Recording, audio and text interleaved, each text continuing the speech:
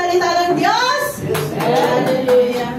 Ang topic po natin ngayon ay ang Espiritu ng makapangyarihan, pag-ibig at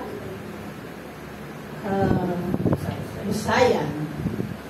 Ang ating pong verse ay manggagaling sa 2 Timothy chapter 1 verse 7. Ihanda po natin ang ating mga sarili, mga kapatid. Lord, salamat po sa araw na ito, Panginoon. Kami po iyong pinasama-sama na naman upang makinig sa iyong salita na ibabahagi ng aming pastor. I-guide mo po siya, Lord. Bigyan mo po siya ng knowledge and wisdom upang aming maunawaan ang kanyang mensahe sa araw na ito.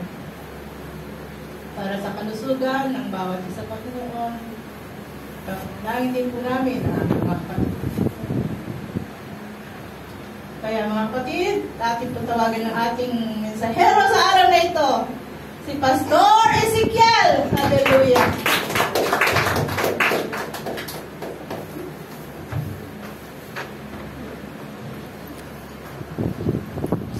Amen! Good morning! Good morning! Na-energize ba tayo?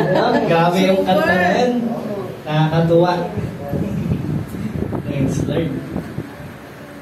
Ayan, gaya po nang nabanggit, ang ating topic po sa araw na ito ay pinamagatang ang Espiritu ng kapangyarihan, pag-ibig at kahusayan.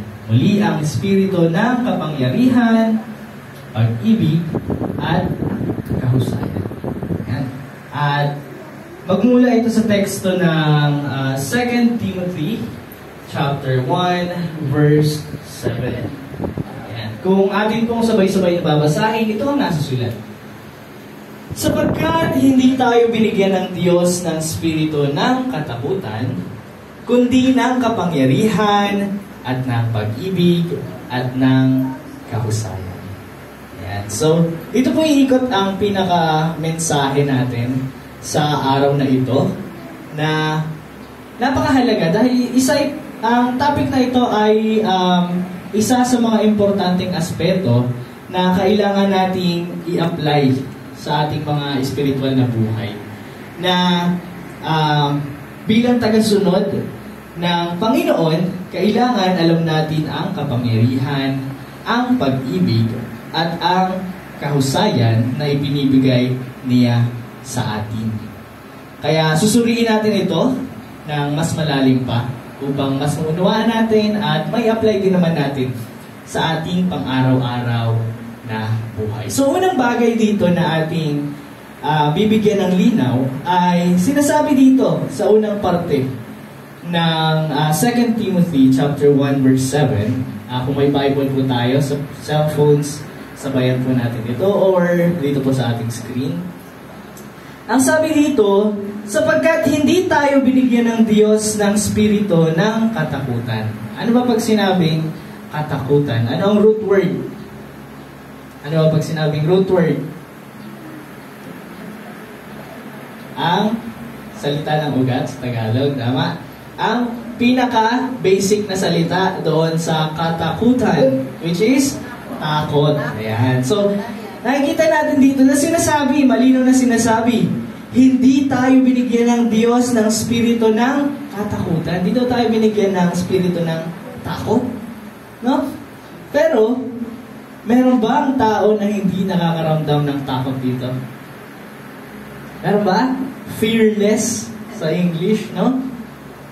Meron ba? Lahat tayo, di ba, nakakaranas ng takot. Lahat tayo ay nakaramdam na ng takot. So, ang espiritu ng katakutan na hindi daw nagmumula sa Diyos. Pero minsan, tayo ay naharap sa mga pagsubok at hamon ng buhay na talaga namang nagdudulot ng matinding takot sa atin. Amen? Diba? Normal eh. Parang normal ito sa ating pamumuhay. Na tayo, bilang mga tao na namumuhay dito sa mundong ito, tayo ay nakakaranas ng takot. Ngunit sinasabi nga ng salita na hindi daw ito kalooban ng Panginoon para sa atin. Sabi sa 1 John chapter 4 verse 18, walang takot sa pag-ibig, kundi ang sakdal ng pag-ibig ay nagpapalayas ng takot. Sapagkat ang takot ay may kaparusahan at ang natatakot ay hindi pa pinasasakdal sa pag-ibig. So, ang perpektong pag-ibig daw ng Diyos ay nagpapaalis ng takot. So, hindi niya ninanais na tayo ay matakot, pagkas ang nais ng Panginoon ay tayo ay maging matapang at puno ng pananampalataya. Bakit? Dahil ang ating tiwala ay nasa Kanya. No? Sa Kanyang pag-ibig, sa Kanyang mga pangako.